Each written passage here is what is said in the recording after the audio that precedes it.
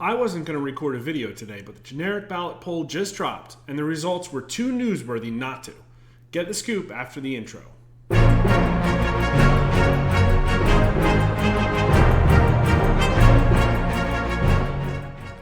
If the elections for Congress were held today, would you vote for the Republican candidate or for the Democratic candidate? 49% of voters say Republican, 42% say Democrat, 4% some other candidate, and 5% not sure. That gives Republicans a massive lead of 7 points, up from the 4 points they had last week, and 6 points higher than the Democrats' final numbers going into the winning 2018 congressional elections. Now, our election season started with Republicans up a record-breaking 13 points, the highest we've ever seen in our polling history. But bit by bit over the year, as issues came and went, like Ukraine and the Dobbs decision, Republicans lost ground, especially with Democrat and independent voters. Democrats had a surge of momentum coming out of the summer and bringing them up to just 1 point behind Republicans, partly due to their gains, but also partly due to Republican losses.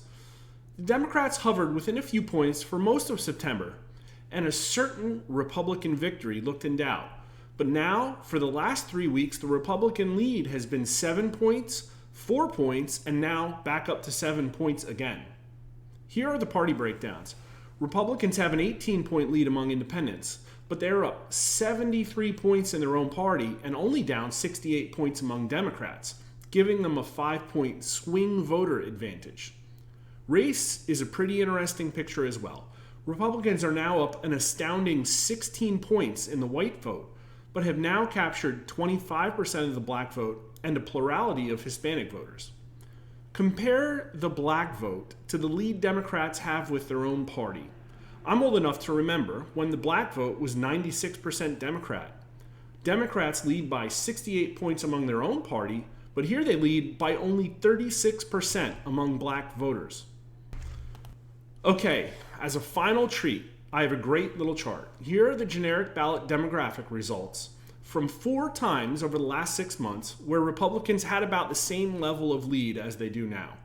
Here you can see where they currently lead most, for instance 20% among 65-year-old and over voters, but they're underwater 16 points with 18 to 39-year-olds. But you can also see how their demographic leads have changed over time. Since April, Republicans have gained big with black voters, 8 points.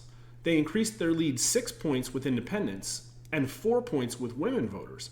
But over the summer, they lost 7 points with their own party, most likely due to the Dobbs decision. And for some reason, they lost 9 points among men, almost all of which came in the last 2 weeks. If anyone has any theories, post them in the comments.